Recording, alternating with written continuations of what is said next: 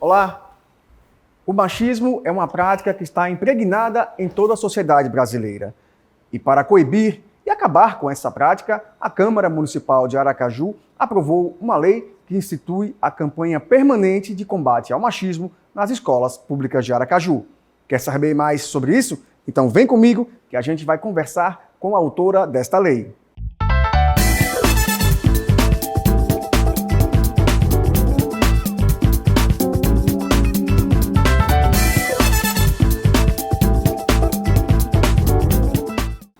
Em discussão no ar, e hoje a gente vai conversar com a vereadora Linda Brasil sobre as propostas, os projetos de lei que foram apresentados pelo mandato dela aqui na Câmara Municipal. Vereadora, seja muito bem-vinda. Nos conta, a senhora tem diversos projetos apresentados aqui na casa, inclusive um que virou lei, que diz respeito ao combate permanente ao machismo nas escolas públicas de Aracaju.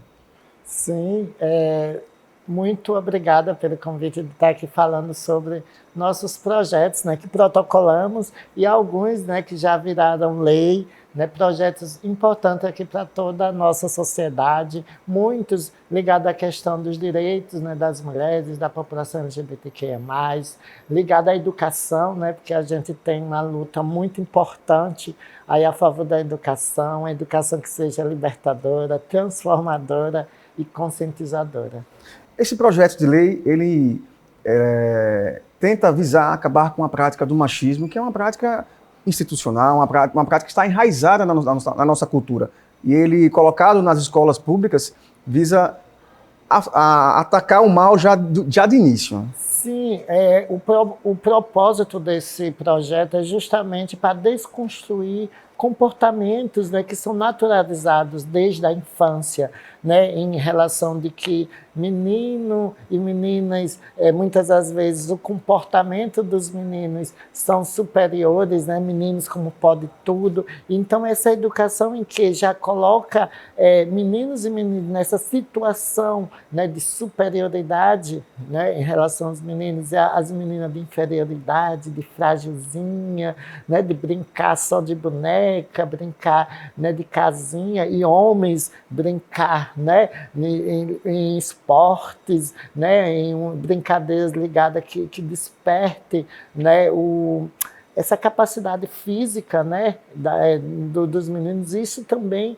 é uma consequência de gerar comportamentos, né, na adolescência, na adultidade, de violência contra a mulher. Então, de a gente desconstruir, né, esses comportamentos, essa educação que é familiar, que é formal, é muito importante para a gente combater, né, o machismo e, consequentemente, combater as violências, né, contra as mulheres e contra outros grupos, né, porque a questão da LGBTfobia tem a ver com machismo, tem a ver com a misoginia, né, tem a ver, né, com esse sexismo, né, que coloca homem e mulher em situação de desigualdade social. E o machismo é uma prática recorrente de milenar, né? Está enraizado na sociedade. Infelizmente, é normal, vamos dizer assim, a criança já nascer machista. Se ela tem no âmbito da família dela pessoas com essa denominação, né?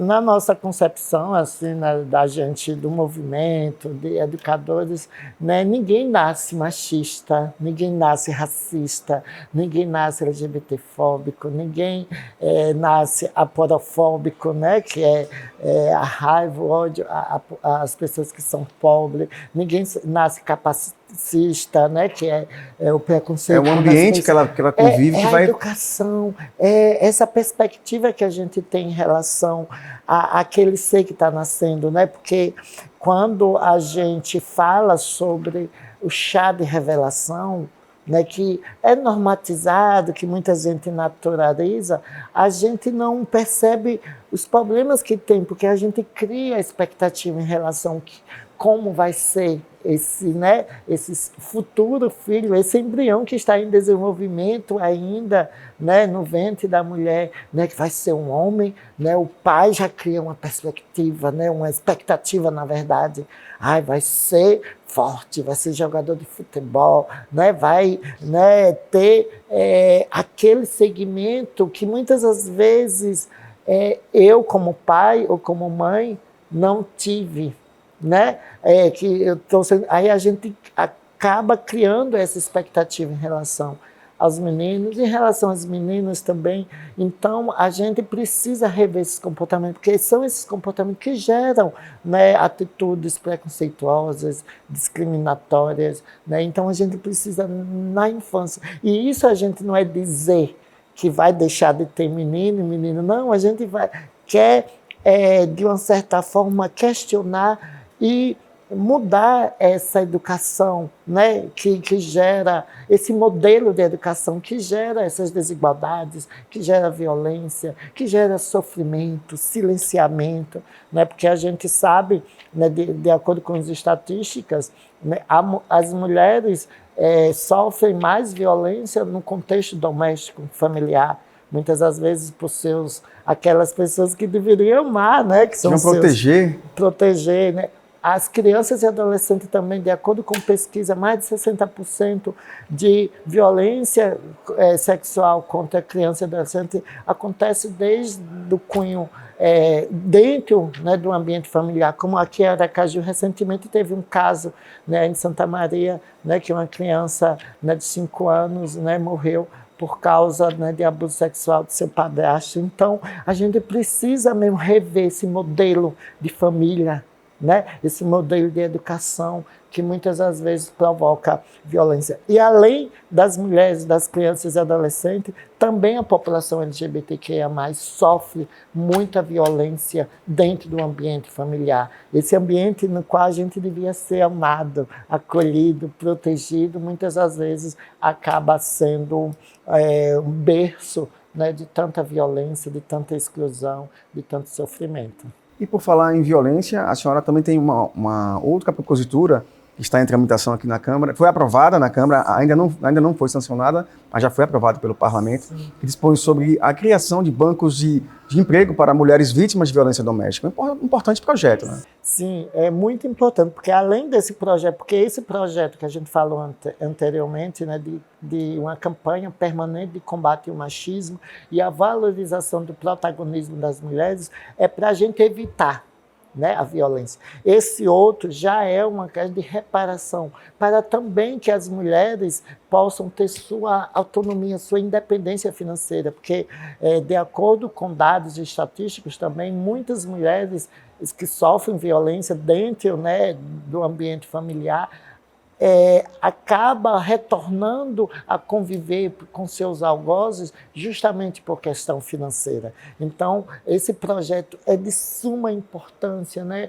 da gente poder criar esse banco, né, esse banco de emprego, né, dentro, né, da secretaria, né, que vai ser, esse projeto vai envolver várias secretarias, né, Secretaria de Direitos Humanos, da Educação, envolvendo a segurança pública, né, para saber quais são essas mulheres que são vítimas, o porquê muitas das vezes elas se mantêm, né, nesse ambiente e proporcionar através, né, das empresas que são terceirizadas, né, pelo município ou outras entidades que possam querer corroborar, ajudar o projeto, né, de fazer esse cadastro, de pegar esse cadastro e dar, né, prioridade na contratação dessas mulheres. Então, é um projeto que vai envolver várias secretarias, envolver também a sociedade em geral, né, que possa participar, não só empresas contratadas pela prefeitura ou outras empresas que queiram participar do projeto. Então esse projeto ele vai mexer com toda a estrutura da prefeitura. A prefeitura vai estar gerindo todo esse serviço.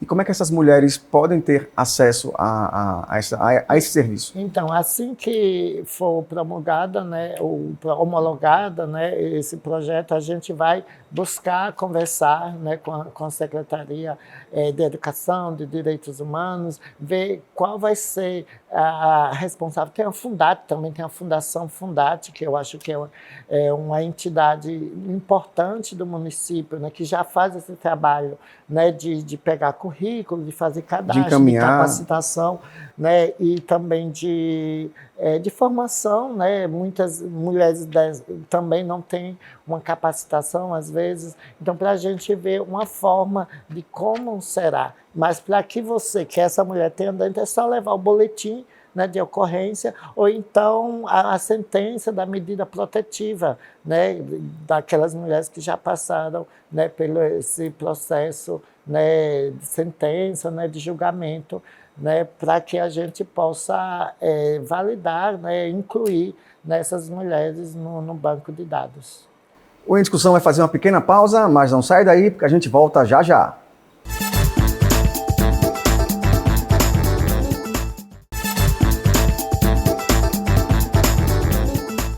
Estamos de volta com o Em Discussão, hoje conversando com a vereadora Linda Brasil. A gente já falou sobre uma lei de autoria dela que institui a campanha permanente de combate ao machismo e valorização do protagonismo das mulheres ao longo da história nas escolas públicas de Aracaju. E agora a gente está falando sobre outro importante projeto, que ainda é uma propositura que já foi aprovada, está aguardando a sanção, que diz respeito sobre a criação de bancos de empregos para mulheres vítimas de violência doméstica em Aracaju.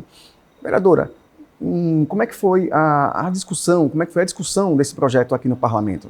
Sim, eu fiquei surpresa, né, porque a grande maioria dos nossos projetos já foram quase 30 projetos que a gente protocolou aqui, e alguns projetos, quando era especificamente para garantir direitos e proteção à população LGBTQI+, esses projetos são reprovados, infelizmente, porque existe uma bancada que tenta distorcer a importância desses projetos, né?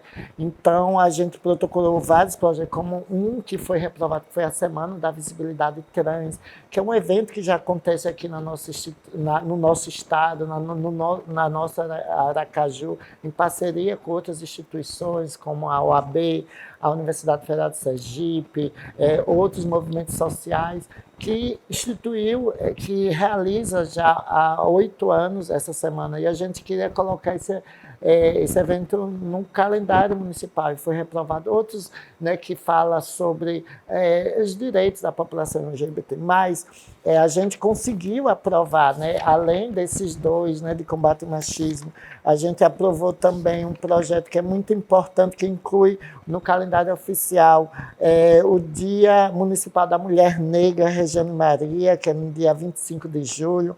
Também conseguimos alterar, né, e onde obriga a presença, uma lei que já tinha, né, a lei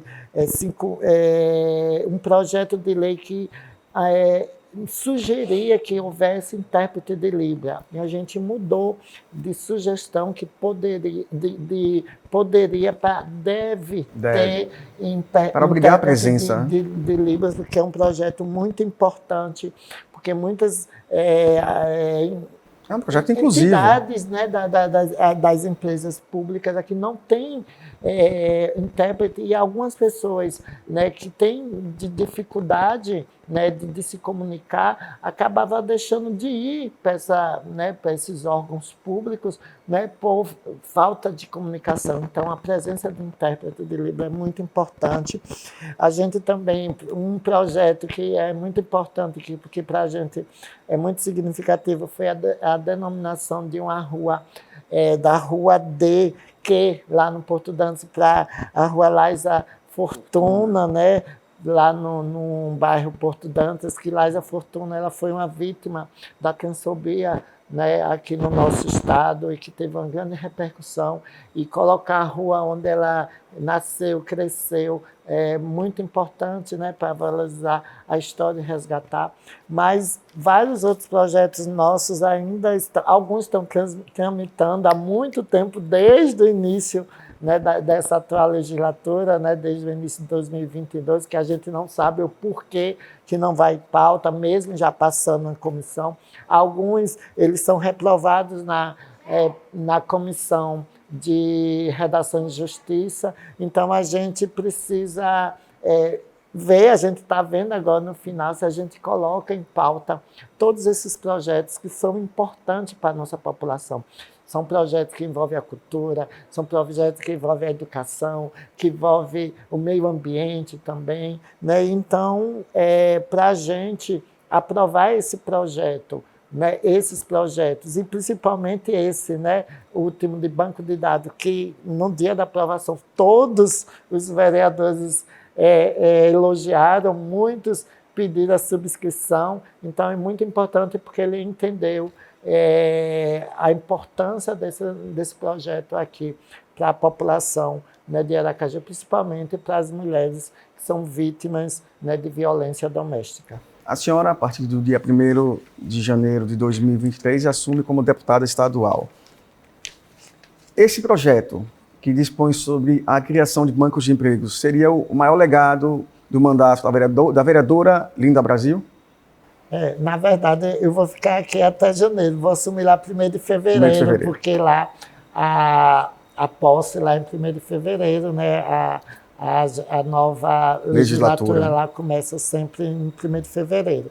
Então, para mim, todos são importantes, mas esse, para mim, é muito importante, tanto a campanha de combate ao machismo, porque isso é um projeto que vai ter um impacto, né, não a curto prazo, mas a médio e a longo prazo, né, da que a gente possa levar esses debates, em que, né, essa visão em que muitas das vezes o menino é mais forte, é mais capaz, é superior às meninas, possa deixar de existir e, consequentemente, vai diminuir a violência, tanto contra as mulheres, contra a população e contra a violência geral, né? Essa cultura de que o homem é forte, de que o homem pode tudo, mas não pode chorar.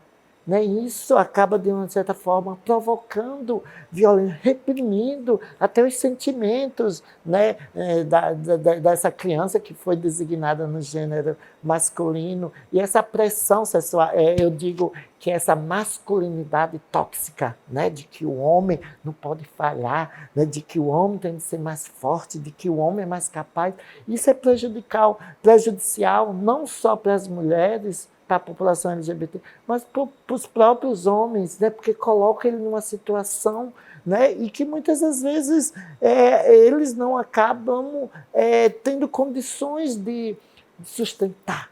E quando não sustenta essa condição, acaba muitas das vezes não admitindo certa... vamos supor, quando o maior índice, né, de violência contra a mulher, o motivo da violência contra a mulher, muitas das vezes é quando a mulher não quer mais manter aquele relacionamento, porque é um relacionamento tóxico, um relacionamento doentio, violento, e decide terminar. Quando a mulher não suporta mais e que muitas das vezes já passou por vários momentos de violência e que decide dar fim, o homem, por ter esse sentimento de que a mulher é uma posse, de que mulher inferior, não aceita aquela decisão da mulher e por isso que acaba violentando, acaba muitas das vezes cometendo feminicídio por causa disso. Então, tanto o de combate, né, a campanha de combate permanente do machismo nas escolas, tanto eles acabam se conectando, né? Porque um é de prevenção e o outro também vai prevenir, porque muitas das mulheres retornam a esse relacionamento tóxico, né? Retornam a conviver com seus algozes por causa, né, da dependência financeira. E ela tendo autonomia. Às vezes não é nem por ela, às vezes é por causa dos filhos, né? Que acaba não tendo condição de manter os filhos e acaba retornando nesse relacionamento. Então, esses dois projetos, mas dos quase 30, acho que são 28 ou 29 projetos, todos são importantes, apenas que alguns foram rejeitados. A gente protocolou alguns que foram rejeitados no ano passado, né, porque se ele for rejeitado, só pode ser protocolado no próximo ano, e espero que a gente possa, até janeiro, né, até dezembro, porque em janeiro a gente vai estar de recesso parlamentar, aprovar todos esses projetos, né, que são importantes aí para a nossa população. Estamos conversando com a vereadora Linda Brasil, batendo um papo sobre todas as suas proposituras apresentadas aqui na Câmara Municipal de Aracaju. Vereadora, são projetos como esses que reafirmam que o poder legislativo está ao lado da população aracajuana. Sim, sim. E eu acho que isso também, esse nosso trabalho, né, dessa nossa mandata, né, que só a terminologia que a gente deu, né, ao nosso trabalho, né, que é já mostrando que uma atuação parlamentar, mas com uma perspectiva diferenciada. Quando a gente coloca o A ali, é para a gente dizer que a gente não vai reproduzir modelos de mandatos anteriores que muitas das vezes não estavam preocupados com essas pautas, né? Que é uma mandata numa perspectiva do olhar das mulheres, das LGBTQIA+, é para provocar transformação no espaço legislativo, né, num espaço político institucional, que sempre, né, infelizmente, sempre foi dominado por homens brancos, cis, empresários, coronéis, né,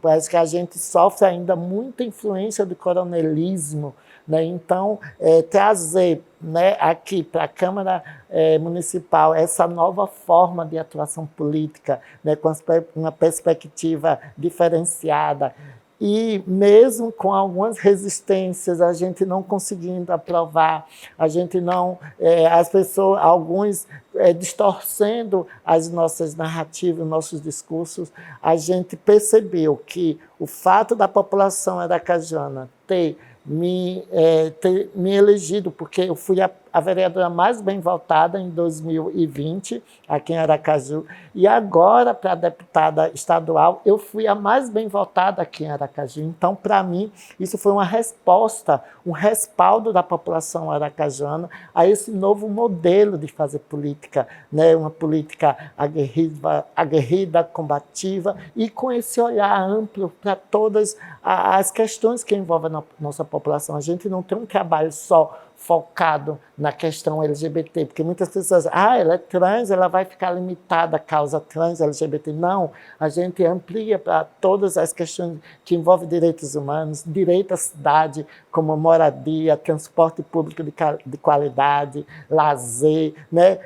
Esse direito a uma cidade para todas, todos e todos, que a gente vem desenvolvendo através não só de projetos, mas com requerimentos, com indicação e também com emendas, né, em projetos, né, que vêm do município, né, ou que vêm da administração pública, da prefeitura, como a LDO, né, a LOA, o PPA, né, que são emendas que garantam, né, essas políticas públicas em relação, que é o que eu citei. E outra que eu não citei, que para mim é muito importante, é a questão da cultura. Porque através da cultura, a arte em geral, tem esse poder de sensibilizar, de conscientizar as pessoas, tanto sobre esse sistema atual, né, que é opressor, explorador, machista, né, LGBTfóbico, racista, né, porque a gente acaba trazendo questões pontuais da sociedade através da música, através da arte, através do resgate da cultura, né, da memória, da resistência do povo, né, seja ele do povo do interior, do povo da população negra, das mulheres, das LGBTs, e a arte em si, a cultura em si é muito importante. Então, a gente abre um leque, né, quando eu trago esse leque, não é só a diversidade da população LGBT, né, que representa essa diversidade, mas é uma diversidade de atuação, um leque de possibilidades para a gente atuar, porque a partir do momento que eu fui eleita, né, para vereador com 5.773 votos, né, de votos de mulheres, de LGBT, da juventude, mas a partir do momento que eu sou eleita, eu sou vereadora de toda a população, de toda Aracaju. Então, eu preciso me envolver, e não é a pegar uma pauta, porque não tem uma pauta específica de um vereador ou de outro. Nossas pautas devem ser gerais, né? E, cara, tem algumas que a gente se envolve mais por nossa história de vida, de resistência, mas a gente tem que trabalhar não só para os que votaram em mim, né? Aquela parcela para toda a população, até mesmo aqueles que não votaram, até mesmo para aqueles que não acreditam, né, no nosso projeto, que não acreditam na nossa atuação. Então, é com esse olhar diferenciado, não se rendendo também ao sistema, porque esse fazer política, de uma certa forma, tenta lhe cooptar, lhe seduzir, e a gente fazer um trabalho independente, né, com consciência, com participação da sociedade, porque todos esses projetos aqui, Bruno, eles foram discutidos com a sociedade civil organizada. A gente não coloca nada, porque eu, Linda Brasil, acho que é importante. É uma construção em conjunto. A gente recebe as demandas da população, a gente se encontra, faz reuniões, né, com associações, né, com sindicatos, né, com os centros comunitários, né, com toda a população, para saber se realmente aquele projeto é benéfico para a população, né, e não para somente aquela, né, pontual, aquela situação. Porque a gente tem que pensar projetos que ajudem toda a comunidade. Esse de combate ao machismo mesmo é específico, né, para a garantia dos direitos das mulheres, de combater a violência, mas ajuda toda a sociedade. Porque quando a gente diminui a violência, toda a população, né, ganha, né, toda a nossa sociedade ganha. Então, é com essa perspectiva diferenciada e com essa coragem, né, de transformar, que foi um lema, né, da nossa atuação, que a gente vai dar continuidade lá na Assembleia Legislativa, levando essa perspectiva não de um olhar local, mas de um olhar para todos os 75 municípios aqui do estado do Sergipe. Vereadora, muito obrigado pela sua participação, parabéns pelo trabalho desenvolvido e parabéns pela eleição. Obrigada, eu que agradeço pelo convite, espero que a gente possa se rever, né, até lá, mas se a gente não puder estar aqui mais conversando, agradecer o espaço da gente estar trazendo, né, informação sobre a nossa atuação e reflexão, né, sobre fazer político, para que outras pessoas, outras mulheres, outras LGBTs, outras pessoas da periferia possam se inspirar, se motivar e também ocupar esse espaço, né, que sempre nos foram negado, que é o espaço da política institucional. É isso. Obrigado, vereadora. Esta edição do Em Discussão fica por aqui. Muito obrigado por seu carinho, por sua audiência. A gente se vê na nossa próxima edição. Até lá!